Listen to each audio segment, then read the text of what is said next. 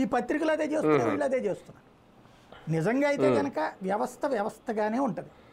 ఇప్పుడు ఎవడు అధికారంలో ఉంటే వాడి మాట వినాల్సిందే. ఇవాళ ఒక దాని పేరేమంటారు, రేషన్ మీద వేసిన సీట్లో 4 ఆఫీసర్లు తీసేశారట.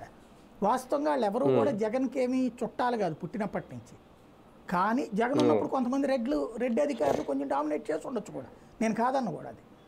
అయితే అదేదో జగన్ సొంత మనుషులని కాదు, అక్కడ కుల డామినేషన్లనే నడుస్తుంటాయి.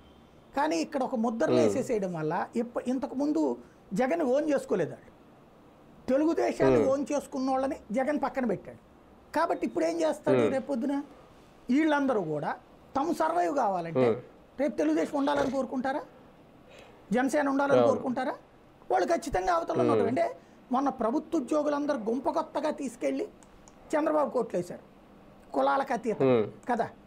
ఇప్పుడు డివిజన్ తెస్తున్నారు వీళ్ళే, ఈ పదే వేధించడం. అదేమంటే అవినీతి చేస్తున్నాడు. ఇవాళ ఎవడు చేయట్లేదు అవినీతి?